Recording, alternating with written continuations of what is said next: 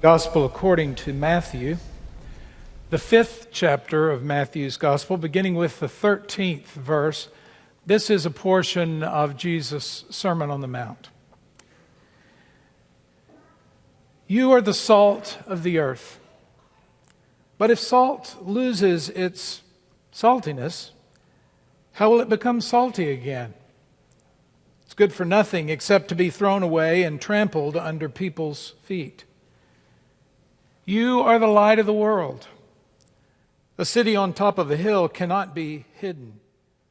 Neither do people light a lamp and put it under a basket. Instead, they put it on top of a lampstand, and it shines on all who are in the house.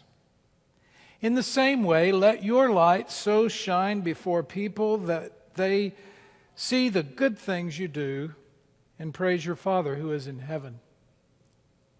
Don't even begin to think that I have come to do away with the law and the prophets. I haven't come to do away with them, but to fulfill them. I say to you very seriously that as long as heaven and earth exist, neither the smallest letter nor even the smallest stroke of a pen will be erased from the law until everything there becomes a reality. Therefore, whoever ignores one of the least of these commands and teaches others to do the same will be called the lowest in the kingdom of heaven.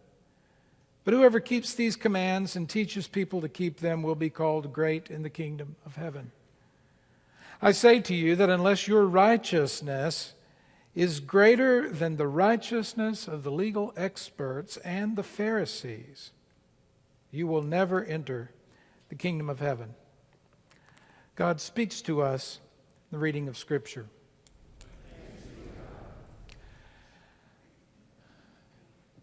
Well, this morning, we're thinking about saltiness. Saltiness.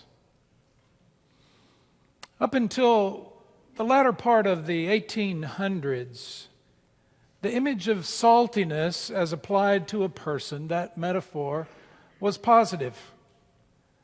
It was positive largely from this teaching of Jesus, but it dates back even earlier than that. When Jesus said to his disciples, "You are the salt of the earth," it was that saltiness, that groundedness on the earth, that dependability, that which gives flavor, that which preserves, that which provides healing. Saltiness has all of these connotations, and when people were thought of in that way, it was a compliment. And sometime in the 1800s, toward the end of that century, the adjective salty applied to a person came to mean irritable, grouchy, angry, even hostile, salty, or coarse also. But I want us to think about it in that earlier meaning and in the way we sometimes still use that image of salt today. I want you to think of yourselves as salty in the sense that Jesus intended for his disciples. I remember, to get at that sort of original sense, I remember when I was a student pastor on the Churchill Circuit, 3 rural churches outside of Henderson, Texas. I was 20 years old. We were newly married when Susan and I were appointed to serve those 3 churches. And there was a retired United Methodist pastor in the community named Dr. A.D. Lemons. And Dr. Lemons was a longtime pastor in that annual conference. He had served as a district superintendent. He was a leader in the conference. He was long retired by this time. He was in his 80s. And he kind of took me under his wing because you can't imagine anybody being greener than I was. And he was a real source of knowledge, a fount of information, but also of inspiration and encouragement as well. But it seems as though every time we met and every time we talked about the 3 churches that I served, A.D. Lemons would say, "Those people are the salt of the earth. Those people are the salt of the earth," he said over and over again. And I knew what he meant. He meant that they were dependable, they were ethical, they cared about one another. They were well grounded. They were steady. You could go on and on. They were interesting. They added some flavor to life. They're the salt of the earth, he said over and over again.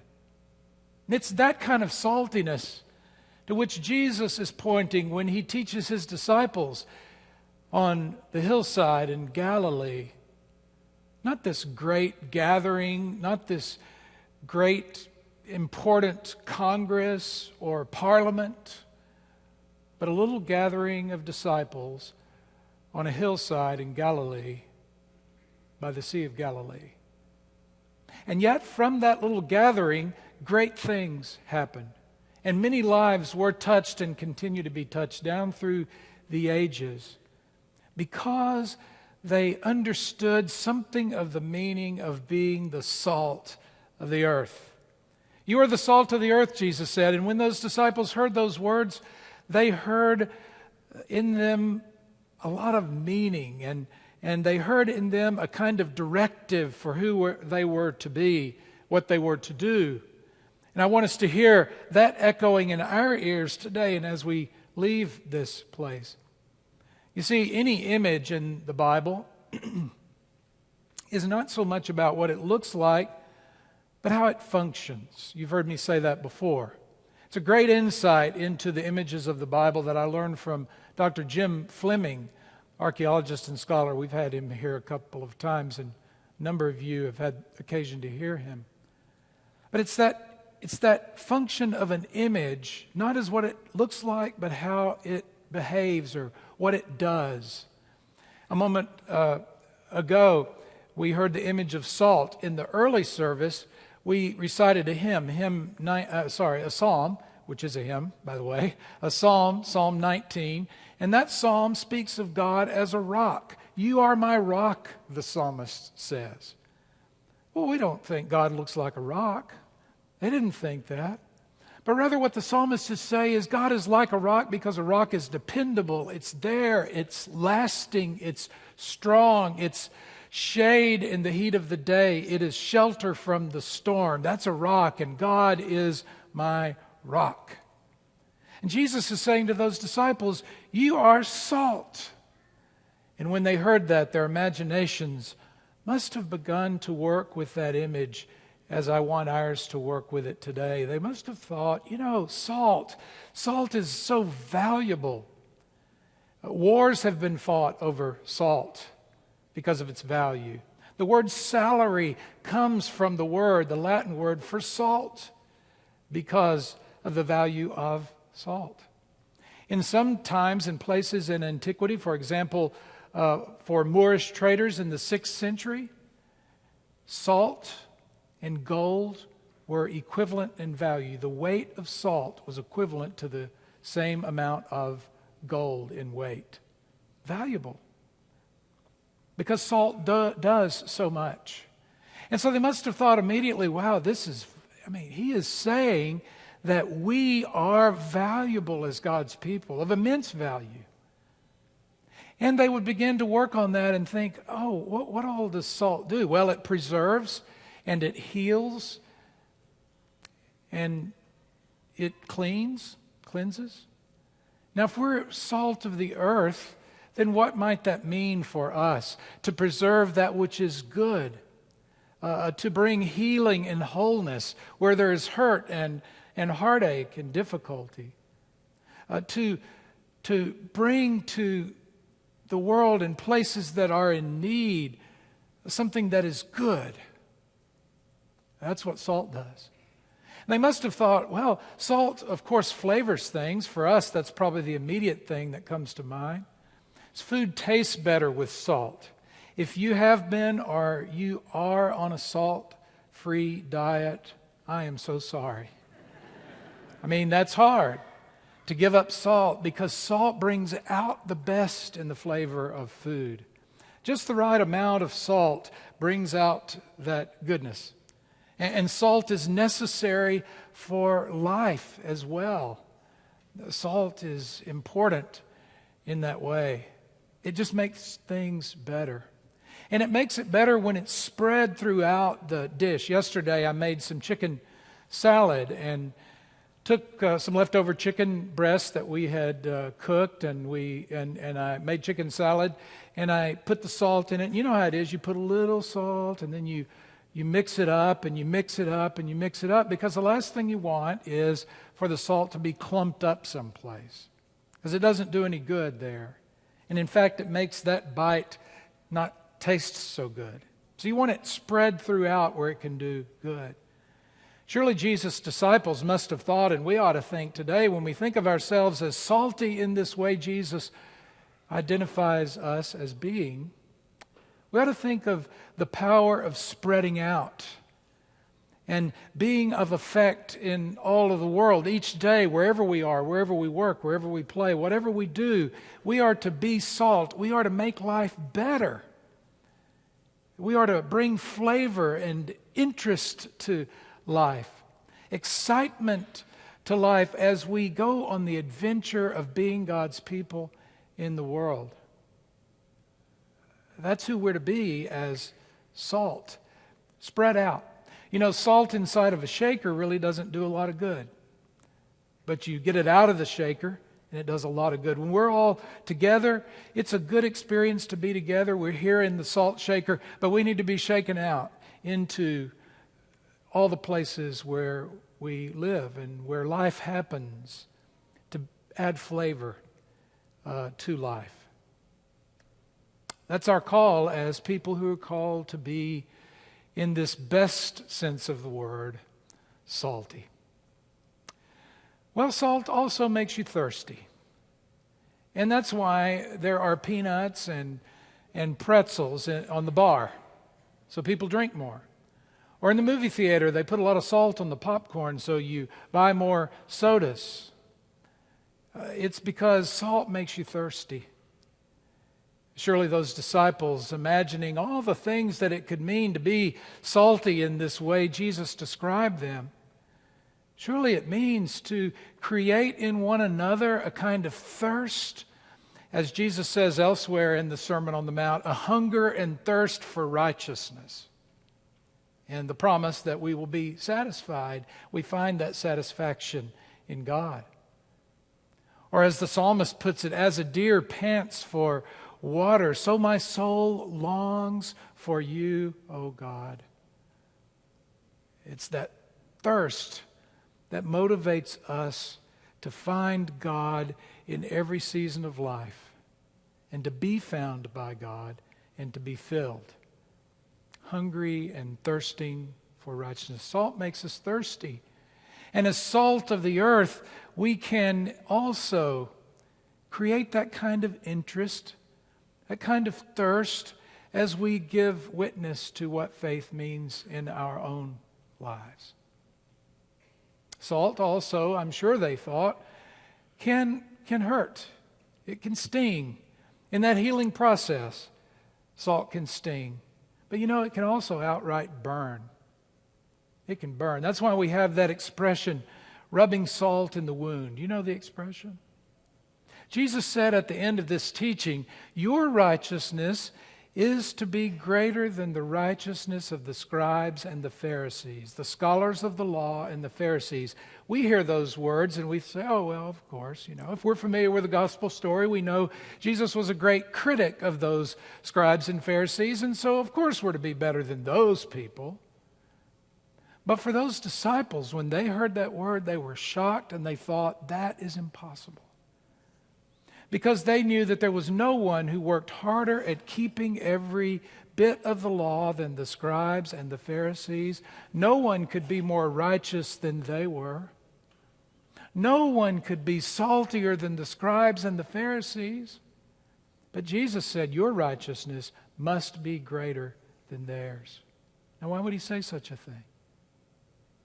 Because the righteousness of the scribes and the Pharisees, their saltiness was such that it burned. Somebody is injured, somebody's hurt, somebody is an outcast, and what do the Pharisees do? In their self-righteousness, they cast them out further. They rub salt in the wound. And Jesus said the higher law is the law of love.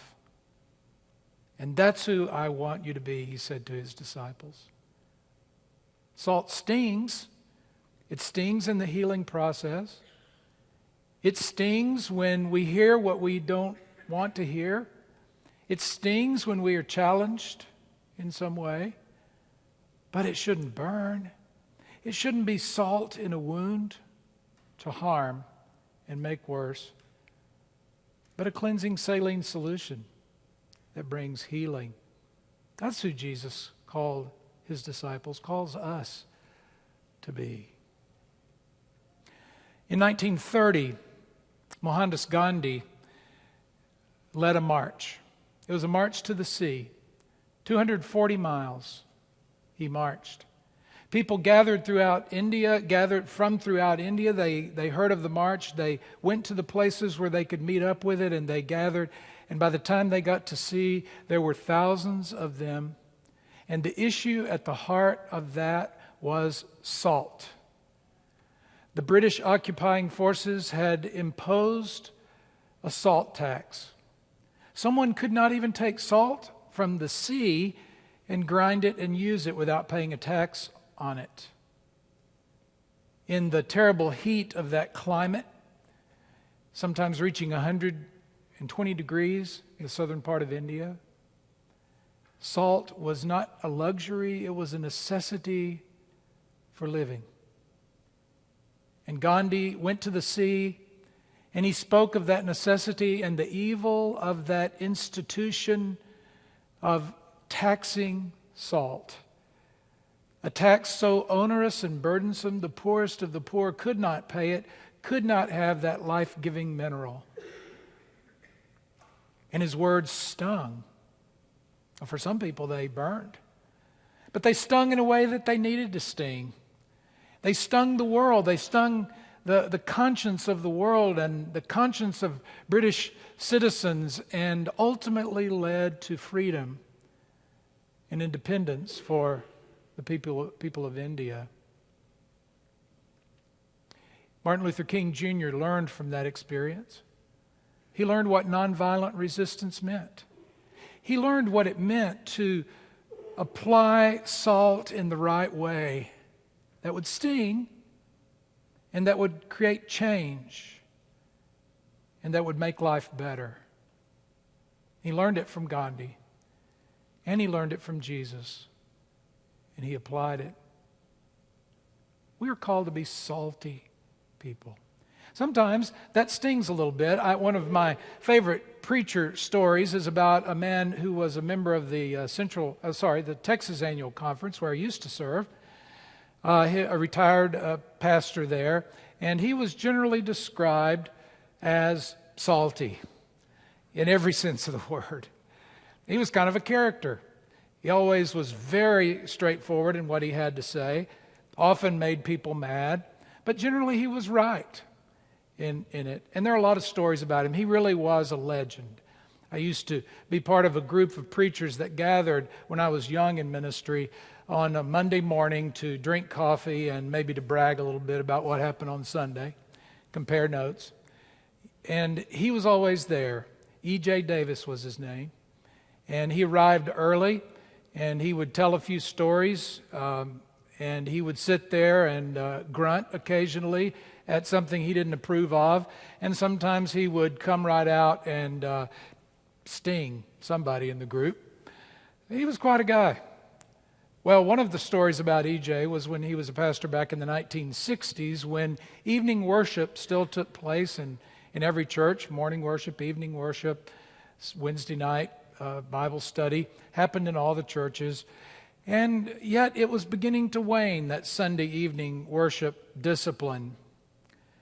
And so one Sunday evening, when it was time for the evening worship service, E.J. didn't show up for worship. And 5 minutes passed, 10 minutes, 15 minutes. The ushers got together. I don't know if they flipped a coin or drew lots or what to decide who was going to have to go talk to E.J. and find out what had happened. Anyway, a couple of them were designated, and they went to the parsonage just down the street. And there was E.J. They could see him through the screen door, no air conditioning in the parsonage in those days. And there he is, sitting in his easy chair, in his underwear, watching Bonanza. So they said, Brother Davis, did you forget worship? He never took his eyes off the screen. Nope, didn't forget. Well, we're all there waiting. No? Just stayed home to see what was so interesting on TV that keeps people away from worship on Sunday evening. But when you're through, be sure and turn off the lights and lock up, he said. So they went back to the church. A friend of mine asked him many years later, in fact, when I knew him, he said, EJ, is that a true story? And he said, now you know Doris, that was his wife. He said, you know Doris, she wouldn't let me sit around in my underwear. I'm sure I had a robe on. Yeah, his words and his demonstration had a little sting to it, didn't it? But he certainly made his point. Sometimes it does sting. But it should never burn. It should not be salt in a wound. It should not be punishing, but rather that kind of saltiness that brings about change and that gives hope to the world. This past week, we've been hearing a lot about the drought in California, and there are articles now about desalination, that they're looking seriously at desalination plants to take seawater and to remove the salt from the water so that it's drinkable. There are articles about the pros and cons of that, and articles warning of the dangers of desalination. It's an interesting thought, isn't it? For us, the dangers of desalination, the dangers of losing our saltiness. Jesus said if salt loses its flavor, it's worthless. You just throw it out and it gets trampled underfoot. Desalination. It would be good for us to think about not only how we can be salt in the world, but how we can stay salty. How we can continue our walk in following Christ. How we can be God's people in the world as a healing presence, as a challenging presence, as a presence that gives flavor and makes things better wherever we go and whatever we do. That's our call. That's the way Jesus described us. Amen.